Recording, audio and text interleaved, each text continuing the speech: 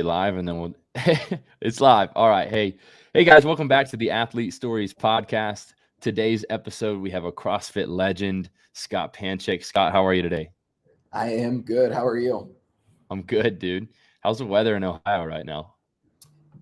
It's actually the sun is shining. I Very, know is that very unusual? I mean, I guess it's spring, but yeah. I always joke with people and say that you can get all 4 seasons in one day here at times. yeah. So bring everything when you come to Ohio. Yeah, I packed 2 bags. Scott, man, I'm gonna dive right into some of these questions. I told you some of them are relatively random, but if you were a character in any movie, who would you be? Oh man, I'm here. I'm thinking I'm going to be telling stories and I wasn't prepared to be a character in any movie. Geez, oh man.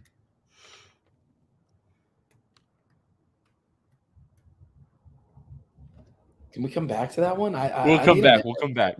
So that was a really tough one to start with. I was hoping what's your favorite color? We'll go here.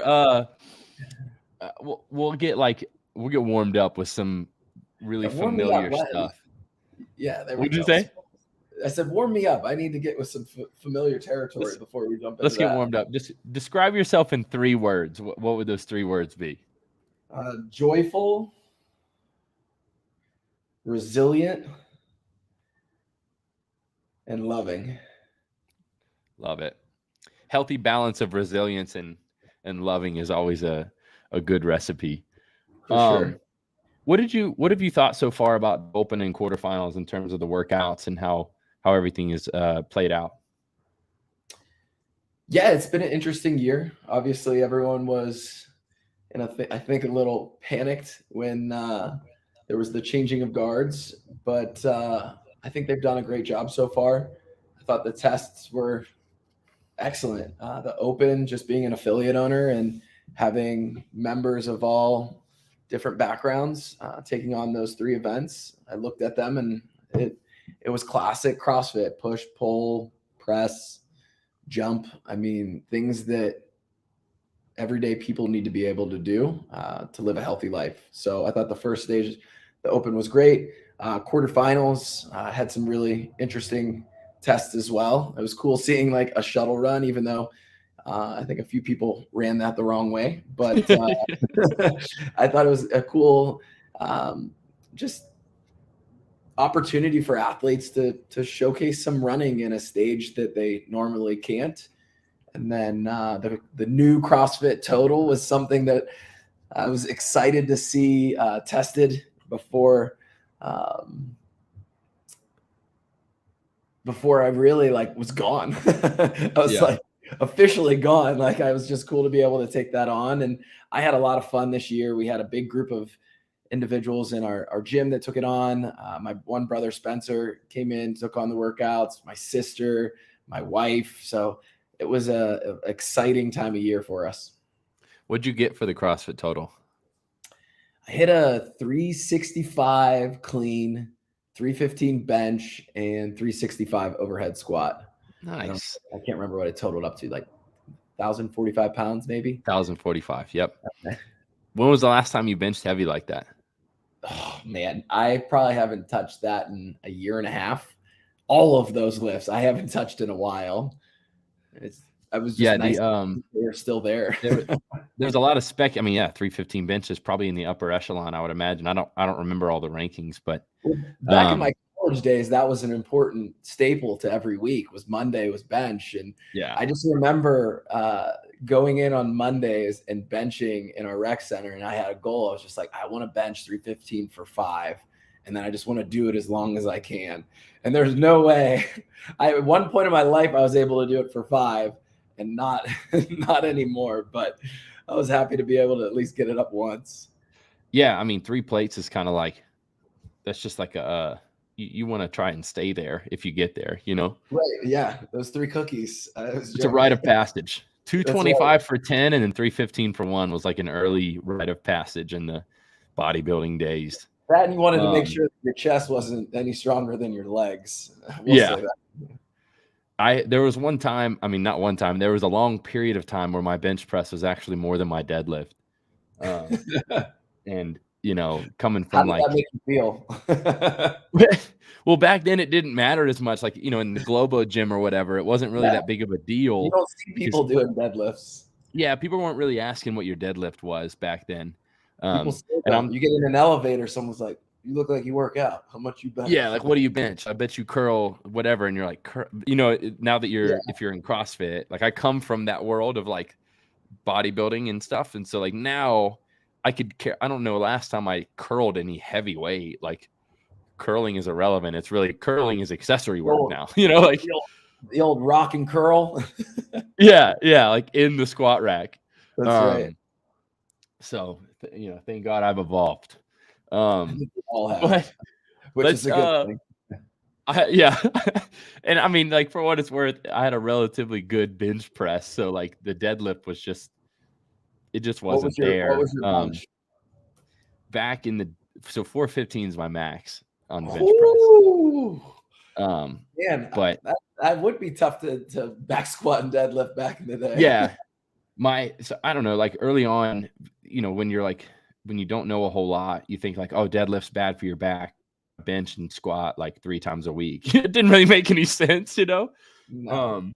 So my squat back then was, you know, I have like strong legs, and I skateboarded competitively as a kid, so it just kind of came with the territory. But my squat was probably like, you get on the Smith machine, and it gives you the little like rides it down, rides it up, and like straps every time you deadlift. So like I remember I quit bodybuilding competitively and wanted to try weight or powerlifting. And my raw deadlift was probably like 385 because I had used straps the whole time. And with straps, I had worked my deadlift up to, you know, close to 500 pounds. But without straps, they make a huge difference. I used them all through high school and college. I played football, and we did nothing but hanging power cleans. Like pulling under, I didn't know that you could even do a squat clean until like 2012 when I got in my first competitive year. I was like, oh, you can squat under the bar? That's an option? Yeah, like I had no idea. I wasn't taping my thumbs or hook gripping. I remember my coach, he's like, hey, like, are you hook gripping? I'm like, what's a hook grip? He's like, oh, you'll wrap your thumb under. I'm like, I don't need to hook grip. And then I remember him lifting, and I was like, whoa. I was like, hey, will you teach me how to do that hook grip thing? Yeah. And then even like when you start CrossFit, you're like, man, hook grip. Nah, I'll push that off. Like that'd be the last thing I do. And then by the time you start doing it, you're like, I should have started doing this a long time ago. For sure. But you know, when you have like short, stubby thumbs, it's like the worst. Right. You start taping up and over, up and over, up and over. And then once it gets a little longer, you can wrap it. Give you the extender. Oh, especially like the warm-up sets when like I feel like my thumb is this long, and then you get that right set and it's like it stretches your thumb and you're like, all right, I'm ready. Like it's working now. Yes, absolutely. Anyways, let's circle back. Do you have a clue if you were a character in any movie, who would you be? Oh man. Let's just name. Can you give me some movies and then I'll tell you who I would be? That would be way better. I just feel like there's so many movies out there, and I can't even I'm trying to think of one. All right, if you were an Avenger, who would you be? Oh man, don't judge me, people, but I've never seen the Avengers. Oh, people are gonna be mad. Yeah, I feel like it's like I don't know what to say to that, honestly. Do you know the Avengers though? Are you familiar? I'm kind of familiar. I'm trying to think of help me out. You got Thor, you got Iron Man, you got Captain America, all right. Hawkeye, you got Vision, which if you probably won't know who Vision is, but you got Alex, help me out here. If you got some photos of the Avengers.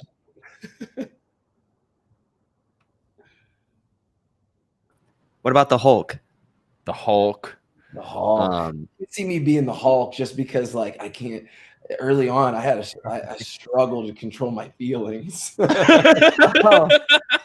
There you go. So I did feel at times that I would turn a bit green. All right. I always The tell Hulk people, it is. I'm always like, listen, you want to get rid of one emotion, you got to overcome it with another emotion. You've that's never like- seen any of the Avengers? Well, now that we're going through them, like I've seen Captain America, I've watched parts of the Hulk. Who are some of the other ones? You got Winter like- Soldier, Iron Yeah. Man, Thor. I've watched Iron Man.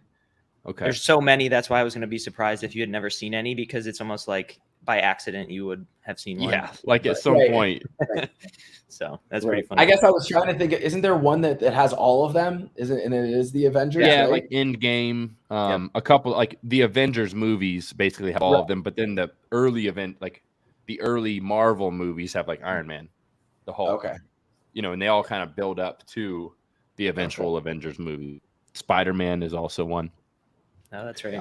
That's right. Great power comes great responsibility. Yeah, exactly. Sure. See, I know Right, I do some of them. Yeah, and you've seen a couple. I love that you're the Hulk. To be In honest, my early days. I didn't want to sit here and like try to put up a front. My dad always said, just be honest with people. You forget somebody's name, just ask them what their name is. You don't know something, just be honest. Well, that's kind of how the Hulk was. The Hulk had issues controlling, but then as the movies progressed, as the timeline progressed, he kind of got it under control. So Yeah. you're very Hulk-like. Yeah, I never made it to the end, so I just always assumed it was about turning big and green. Taking buildings down. You need to have a Marvel marathon, bro. I feel like it's just I like do. Yeah. Watch them in pure order. entertainment. It'll be great. I just did that. Oh. I just finished watching them all in order. So Yeah, I watch them like every year. I've watched it probably 6 or 7 times. I'm blown away, Scott. I know you're business I don't owner, watch athlete. I dad, honestly don't husband. watch a lot of TV anymore. Like, Yeah. I feel like every year I watch less TV. Nothing wrong with that. Probably I think more productive I've than. just got more responsibilities every year. Yeah. I tried to watch Shrek the other day with my daughter, which was fun. Like, I've seen that one before, and I was laughing pretty hard at that one. There's still some good moments, and I love when they sneak in like a little bit of the like adult humor in the kids' movies. yeah. But Yeah, they got to make it enjoyable for the parents too. You know what I mean? Like, and the kids never know until they're 20 years older and they watch it and they're like, oh, my gosh, sick. going back and like watching Lion King and Aladdin these days, you're like, wow, Yeah. how did I miss that? Yeah. But again, you were, I was 7. I wasn't looking for that, Yeah. The remakes. Scott, if you could tell your life story in 2 to 3 minutes, what would that story be? Man, life story. Well, I grew up in a big family, 4 brothers and 1 sister. My younger twin brothers, a lot of people know about them. They're obviously becoming competitors in the sport itself. A lot of people may not know that my sister is a competitor in the sport, and she was on a semifinal team last year. She's a coach at our gym. One of 6 kids, the only girl in the family, and a total badass. And then I have an older brother, and I have another younger brother. My older brother is a police officer, and then my younger brother is a teacher. My parents brought us up in playing just about every sport known to man. And I always joke and say that my dad's been training all of us for CrossFit our entire life. I still remember him encouraging us to run to hockey practice with our sticks above our head. Love that. So my childhood was, playing a lot of sports. Went to college at Mount Union. It was Mount Union College at the time. Now it's University of Mount Union. Studied health and phys ed there. Played football. Was a running back, slot receiver. Studied health and physical education.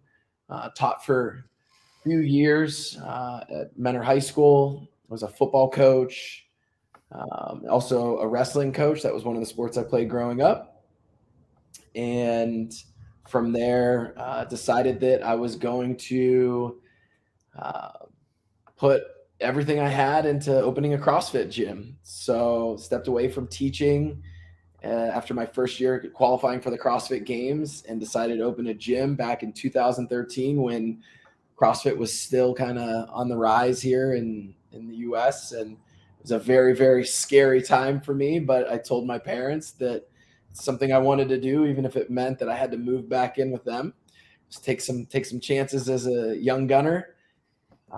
Turns out that it was a very good move, and I ended up reconnecting with my wife now. At the time in 2013, we started dating, and things started to get serious.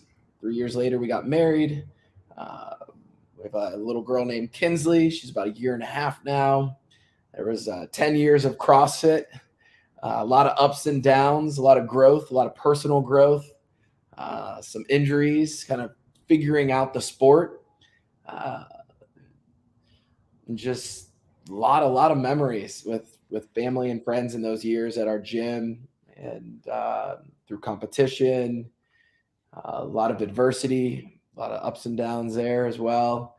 And this past year, I was probably my most memorable year at the CrossFit Games, where I went in. I ended up having issues with my knee. I had what turned out to be a tear in my meniscus was torn, and a fragment was floating around in my knee. So it prevented me from going in at 100%. Got it out through the weekend, and was just really joyful in my circumstances, and just had a lot of like clarity that when I looked at everything, I always put so much emphasis on winning the CrossFit Games and had this belief that it was going to fulfill something. But it was almost like when I got there and realized that I was hurt, and it just like all the stress went away, and I just felt like a little kid playing a sport again, where it was like I was doing it because it was fun, and I loved the game, and I loved seeing my family and my friends in the bleachers screaming their faces off, and I love the way my wife looks at me when I'm on the floor, and my daughter, and it was just really just an incredible experience, and it changed me a lot. And I realized that winning the CrossFit Games would be amazing, but it wasn't going to change anything the day after. Like it wasn't going to change the way that anyone in my family or my friends or our community at CrossFit Mentality were going to treat me. So it's just that like joyfulness. It was almost like getting reintroduced to the sport again, where like somewhere along the way I lost that, and it just became about winning. And I feel like I got redirected late in my life this past year, and I decided I was going to sign up for the Open and just take it one stage at a time. I'm training about half the time I used to, venturing into some other businesses. We just launched a company the last 2 years, Stream Fitness, and just spending a lot more time with my family, coaching at our gym, and just loving every minute of everything that I'm doing. So it's interesting that, you go through some hard times, and a lot of the times we want to know, why is this happening to us? But it could be happening for us. And I look back at different stages in my life. I blew out my knee my my senior year of playing football. And I was like, oh man, that's it. Like, I'm going to miss going to the national championship and everything. Like, it was like the same kind of idea in my mind, like win the CrossFit Games, get to a national championship, win, get to be the man. And like, it was like, thought this was going to fulfill me. And me not getting that led to me getting involved in CrossFit, opening a gym, meeting my wife, and, going on to spend 10 years in the sport. And it's just like, we don't look at those things when those bad things are happening to us. So that's probably too much and too long. Loved it. But, that's as quick as I could do it. Yeah, thanks for sharing that, man. That's awesome. And I think, having a resiliency, like you mentioned, that's one of your characteristics, around adversity, meaning like, there's such thing as optimism, but then there's insanity, right? Like, Right. so it's one thing to look at circumstances and not face them for what they are, but it's Right. another thing to turn them around and leverage them for the good of your life and your future. And so that's a comeback story. I always love one. I love a good comeback story. When you first asked me about movies, I was trying to think of a good comeback story because and it's funny you use adversity, because one of the things that they were talking about in church a couple weeks ago is they were talking about adversity. Everybody says like adversity can make you better, right? Adversity makes you better. Or no, they said a lot of people say adversity makes you better, and they were like, no, like adversity reveals your character, and then it can make you better. Yeah. And it was like, wow, man, that's so good, because there's so many times in my life where I felt like adversity, and then immediately I look and I'm like, oh man, my character was so on display. How did I do? Yeah. Like, was I prepared for that? Like, did I handle that the right way? And like, there's going to be times you do, times you don't. But I think if we don't play the victim card and we say like, why is this, like, what can I actually learn from this?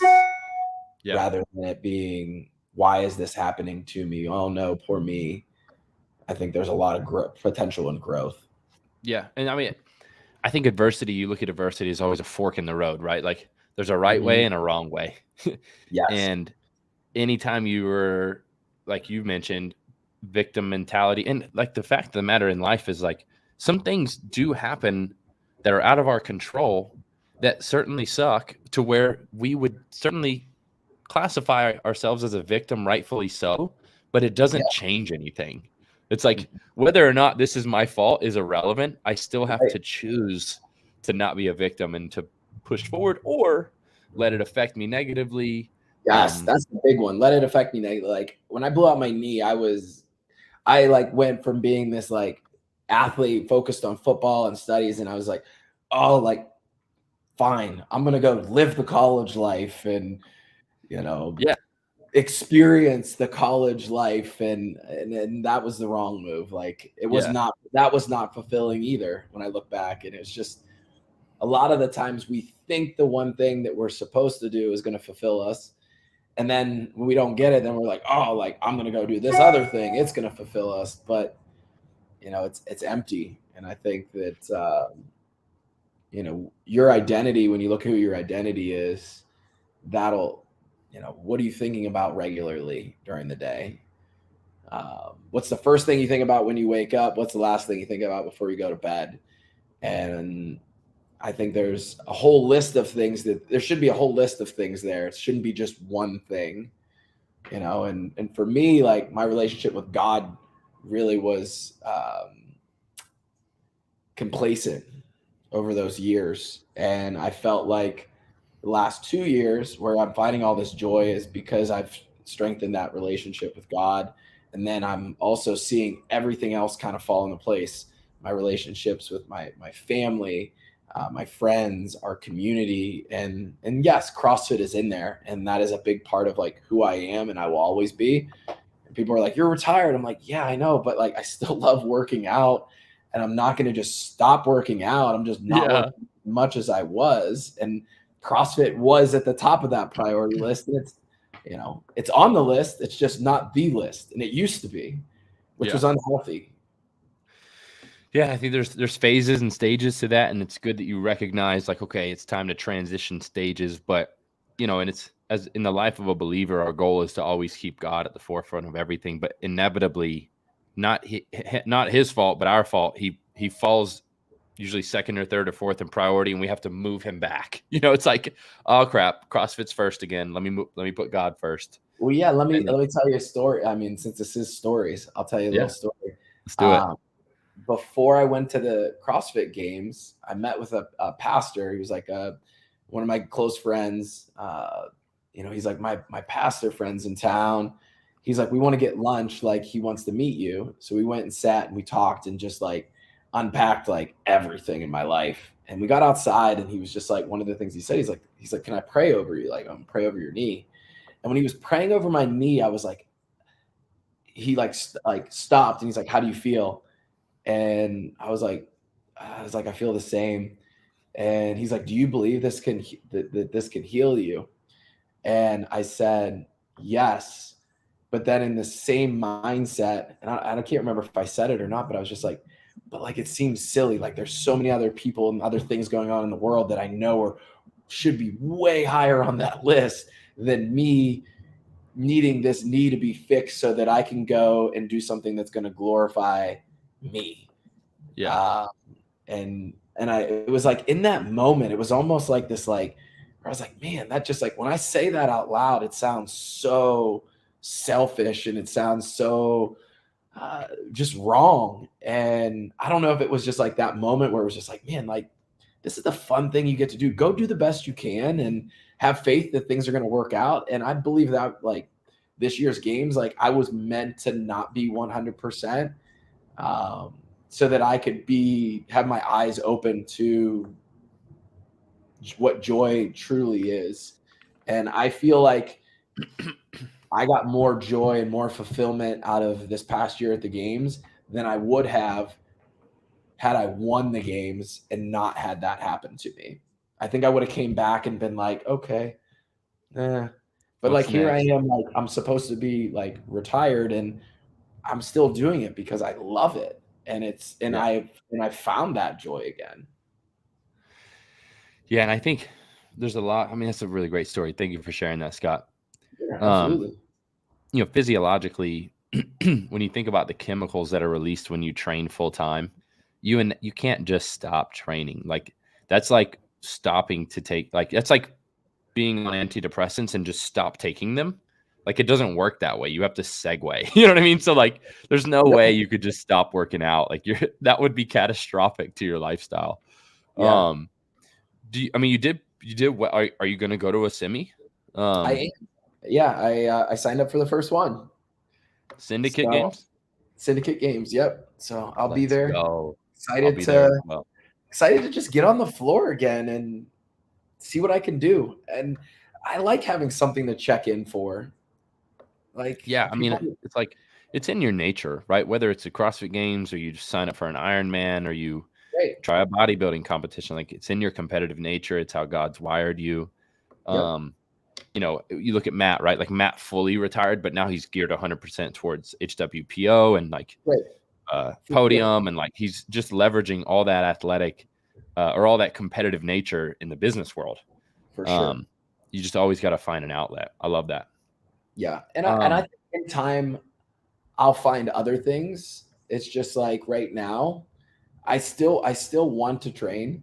And when I have extra time, that's what I like to do with my friends. And so it's like having something to get back to being healthy again, and to be able to create some moments with, like, I went down to Wadapalooza, and I literally signed up for Wadapalooza like the week before. I was just like, hey, do I still have a spot? I'd love to just go down. My brothers are going down. I just want to go down and create some memories and, get into the sunshine for a little bit. So it's just been amazing to be able to not feel like I have to go and do those things, but that I get to go and do those things. Yeah. I mean, you're incredibly good at the sport, so why not keep pushing it, like, to a relative level. Well, it's the same reason people go and play intramural sports when they're done. It's just like, yeah, I'm going to go to the gym, and I don't know. I enjoy it. It's a love of the sport. What's that dynamic like now with your brothers, especially that you're, we'll say, like, semi-retired? Is it still like, are you guys always competitive with each other? Or do you guys kind of separate your competition life from your life as brothers? Like, what's that like? Yeah, so it's definitely changed over the years. When they first moved out here, my family all relocated from Pennsylvania to Ohio to help me open a gym. My brothers were seniors in high school at the time, and they made the decision that they wanted to leave senior year to come out and join me at the gym. And they only had to go to school for a half a day. So they wanted to come out and train to be athletes. They wanted to be competitors in the sport. So I was like, all right, come on out. And the like 4 to 5 years was they're like, what I would call is their college education. Like, hey, I'm going to show you, like, we're going to learn how to run this affiliate. You're going to coach some classes. And they learned a lot about what it takes to run a business. And then from there, you know, they were kind of like progressing to open their own gym. And then from an athletic standpoint, they came in, and I'm trying to think of how old, I guess they were 17 or 18 years old. And when they first came out, it was like, okay, we're going to modify things so that they could be competitive with me when we would work out. So there was like no competition don't get me wrong. Okay. First they wanted to crush me in everything when they first started. And then I was like, hey, like, we want to try to find weights that are challenging for you and that we're all finishing close to the same time and we're pushing and really working on form and technique. But then as we progressed, they got better. They got, you know, bigger, stronger, faster. And as years went on, it started to get a little unhealthy because there were workouts that on any given day, any person could win. So we became what I would call as a little bit of we all became immature athletes in some way, where we were competing like regularly and doing whatever we could to be the alpha Panchik on the day and pee on the gym floor and say, that's my spot. Yeah. So over time, you know, as they got better, it got more and more challenging. And after about 4 or 5 years, they moved out. They opened their own gym. So, you know, we parted ways. They were about 45 minutes away from us. So we didn't see each other, you know, as much. And they had a lot on their plate with, you know, being business owners. But we would still get together. And you could see, like, you could always feel it. We try to do like partner workouts so that it's a little healthier, because I knew that was better for us than us trying to like crush each other. Like, when we went and did that open announcement, I'll never forget, we were all in the gym like a day or two before, and they were like, what do you want to do? And I was like, I'm going to write a workout up, but we're going to do it like synchro, and we'll share the reps and just work out so that we're not trying to kill each other until we get on the floor tomorrow.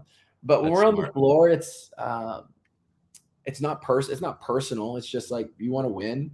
Just no different than when we play board games. We play board games at my house. It's just as bad. My dad's always trying to change the roles, and everybody wants to win. So at times it can be a bit unhealthy, but I feel like as we've gotten older and more mature in the sport, we found a healthier relationship when we get together to train. My brother Spencer and I did the Open this year together, and we did the quarterfinals together. And in previous years, they would always make me go first and then they'd go after. And I was like, hey, one of these days I'm going to make you go first and I'm going to go after. So that day finally came. Yeah. So Spencer went through, did a lot of the workouts, and then I'd go. But I think once we got together, we realized that it's just fun. And I don't know if it's just like last year's games kind of carrying over into my relationship with Spencer. Saxon's out in Tennessee, so he's, you know, obviously doing his own thing with his team out there. But, you know, I can speak to Spencer and my sister and, you know, everyone else in there. It just seemed more like a team and less about me winning or you winning and us just trying to get the best scores we can get, and knowing that every event is different. Yeah. You know, there's going to be events that are my jam. There's going to be events that are your jam, and everything in between. And your fitness is I always say your fitness is your fitness. It is what it is. And it's not gonna change. So it's been a much, much healthier relationship. And I think this is going to be one of the most, I keep using the word joyful years that I've seen in the sport. Use it up, man. Yeah. If you were known for using the word joy too much, I don't think that's a problem with anybody. If kind of going back to your school competitive career, you mentioned you played football, you wrestled. What was your favorite sport that you played? My favorite sport was actually ice hockey. So that was the first sport my dad got me into. I was on skates as soon as I could start kind of walking. My parents had me on skates and were kind of dragging me around the ice on open skate nights. My older brother was a hockey player, so the first three boys all played ice hockey, and it was so much fun. I love the sport, but when you're that young, you don't know any different. Like my parents had my sister, and then they had twins, and there were six of us. And hockey, is a very expensive sport, and you're constantly, as you're getting older, you're buying new gear, and there's the travel. Like you're constantly traveling, and with six kids, it was just not realistic to keep playing and doing it. And I joke with my dad, I'm like, because he's like, I think that was your best sport was hockey. Like you were definitely, that was your jam. And I was like, well, why did I stop? And he's like, just one day I asked you, I said, Scott, do you want to try a different sport and play football? And you were like, yeah, that'd be cool. And you never asked. And I was like, oh my goodness. So I think when I look back, I'm like, it's crazy because he gave me the option, but at that age, it's like, you don't know any better. Yeah. If you let's assume like coming out of college, instead of starting your affiliate and going on to compete more, what do you think you would like? What would Scott Panchik be doing for a living if he didn't pursue this career in CrossFit? Yeah, I think I'd be still teaching, coaching football and wrestling. That was kind of how I always saw my life going post football. But That makes sense. It's interesting because like when I went to school and I got into football, I wasn't really thinking about like what life was going to be. I had this idea like, I had this idea of like what my phys ed teacher did all day. It's like, oh man, it's awesome. You just play sports all day. Like he's down in the gym playing badminton. And I'd go down and play him during like my study halls. And I'm like, that's the life. I can't wait to live the life.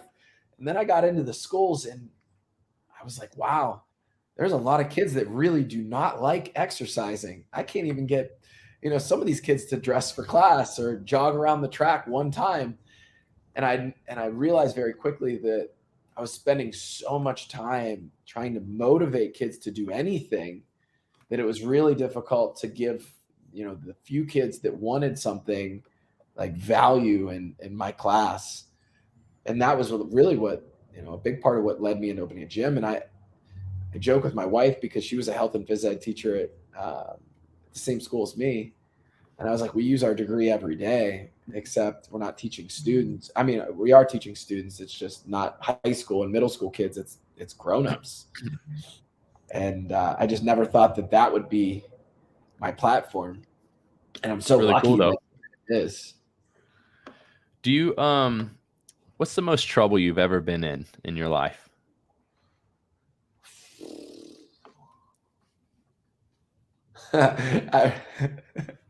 I just have this story as a little kid. This is probably not the most trouble. The most trouble I got in as a little kid with my parents. I'll never forget. We had this kid. He lived across the creek from us, and he had a new.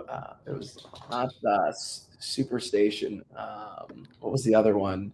There was like Nintendo Superstation, and what was the other game system? Nintendo 64. There was one more in there.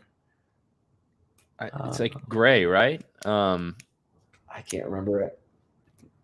But he had like a new Nintendo.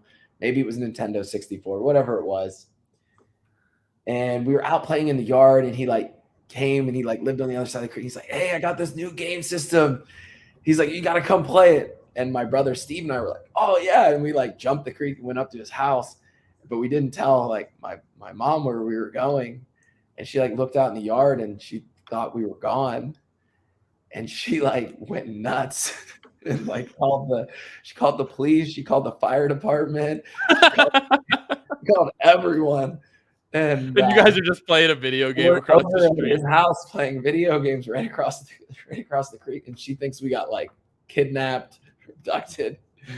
And I just remember like hearing like fire alarms and screaming, and we just came out and like we saw my mom. She's crying. She's like, she hugs us. She takes us inside, and I'm pretty sure I got my butt smacked pretty hard. And she's like, go to your room. Don't ever do that to me again. And I just like, oh my gosh, like I'm in so much trouble. The police, like there was sirens and lights, and I was just like, oh man. But that was Are you a big video gamer? Do you play video games ever? No. I think I feel like you probably... the last system I was into was Nintendo 64, and it was Blitz 2000. Yeah, that's solid 20 years ago at least. Yeah. What's your earliest memory in life? Do you know?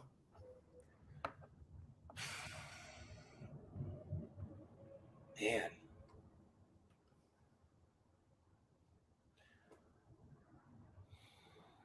I could tell you like my earliest like competing memory, which is kind of cool.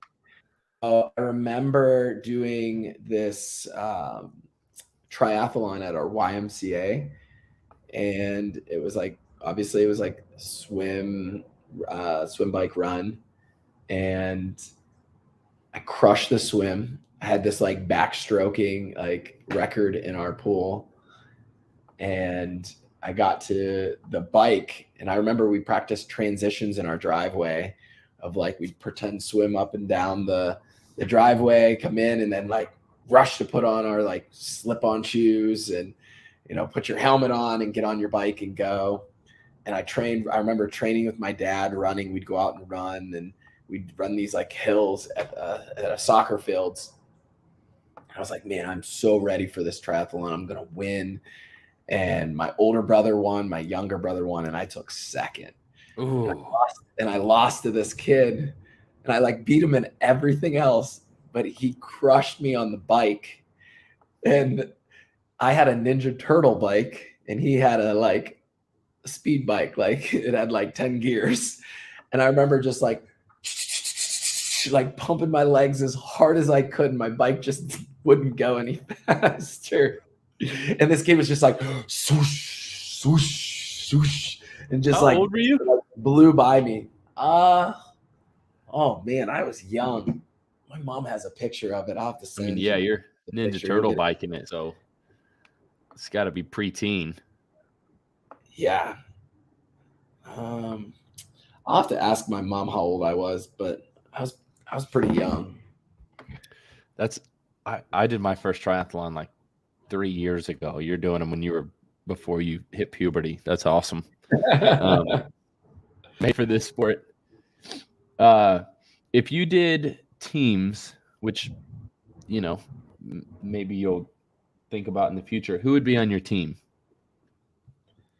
Have you thought about that at all? I did do team. I know you did do teams, but if you were to do teams again, and I got to pick anyone I wanted,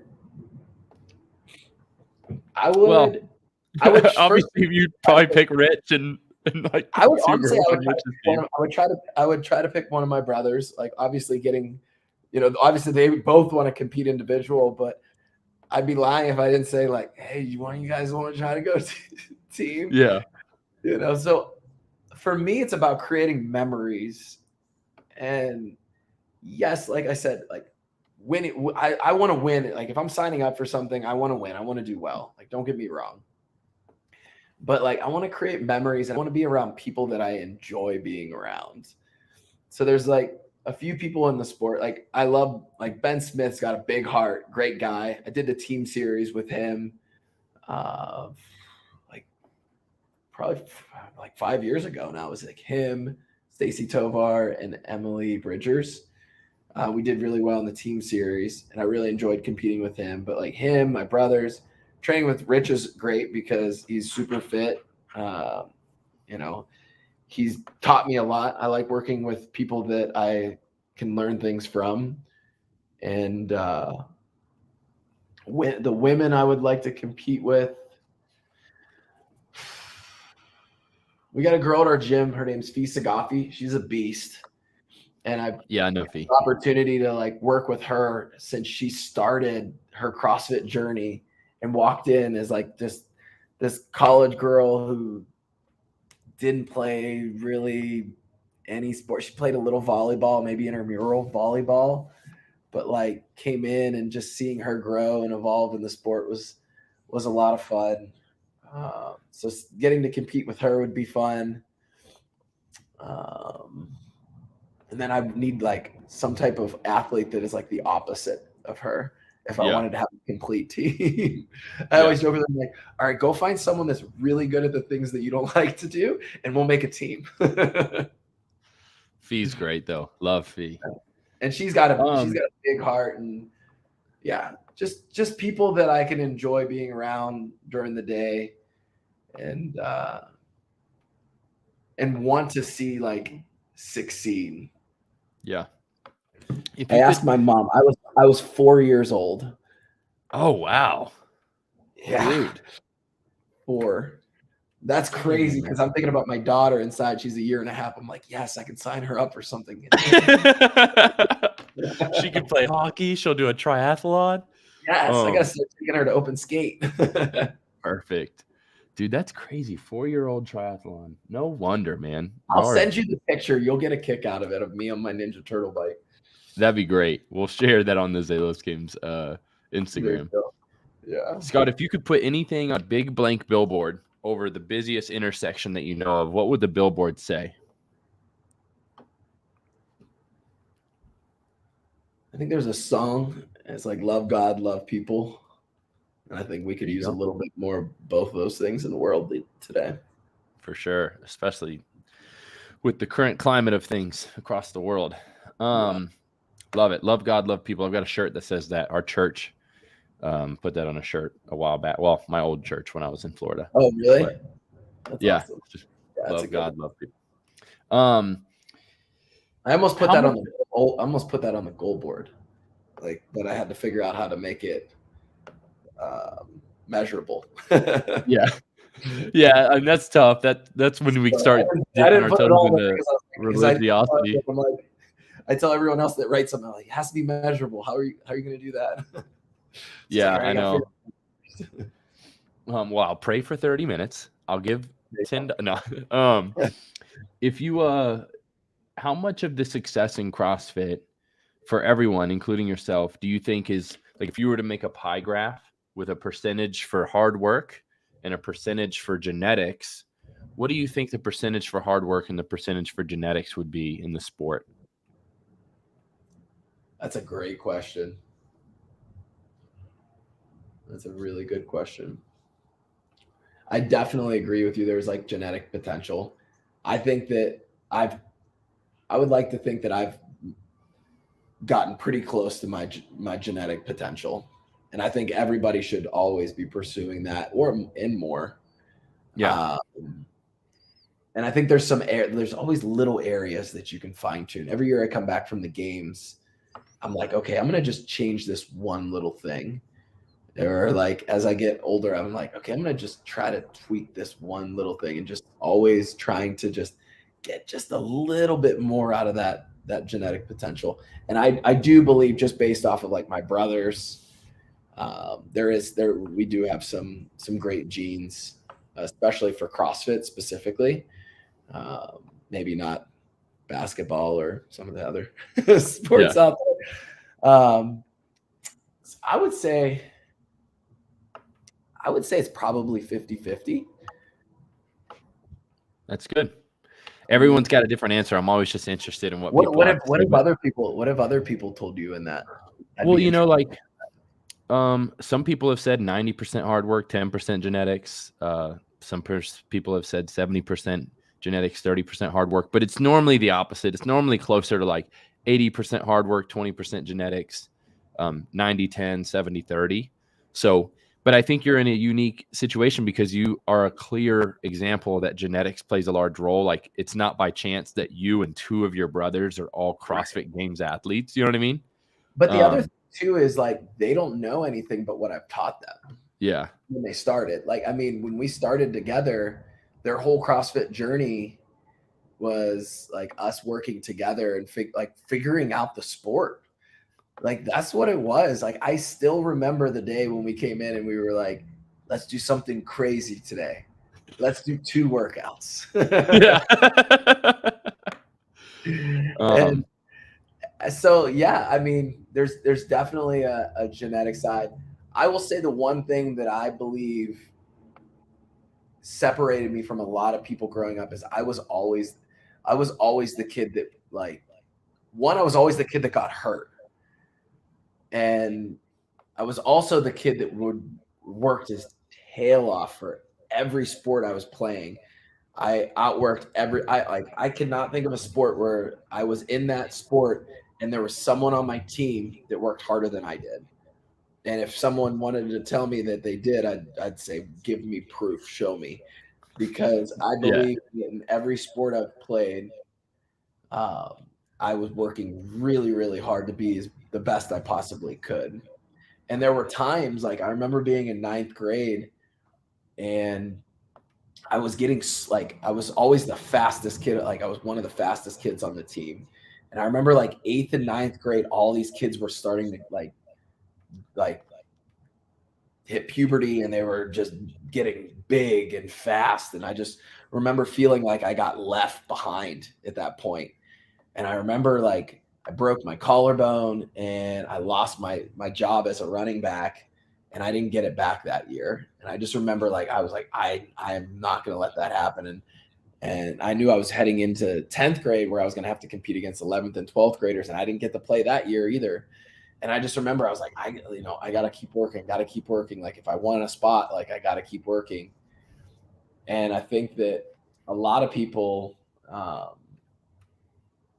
forget that, like, there's going to be moments where you don't get what you want, but it's like you're not necessarily competing against someone, you're competing against what you're capable of doing. And I think that if you can keep that in mind, that it's not necessarily about beating someone else, it's about becoming a better version of yourself and pushing that genetic ceiling that I was talking about, and getting it as far up as you can and max that sucker out. That's what you can control, and that's what's going to lead to you enjoying the things that you do and never looking back and saying, like, oh, I got regrets from this year because I didn't do that. And yeah. I don't know if that makes sense. I'm starting to No, that ramble. was great, Scott. Thanks. Thanks for being on the show today. Thanks for sharing all the stories. This is awesome. I really appreciate your time. We've reached the conclusion of my hour with Scotty P. Is there anything you want to say before we shut it down? No, I think that was probably it. Awesome, man. Well, thanks again for being on the Athlete Stories podcast. And obviously you and I will connect again here shortly. But until then, love you, man, and appreciate your stories and everything. You got it, Jared. We'll talk to you soon, buddy.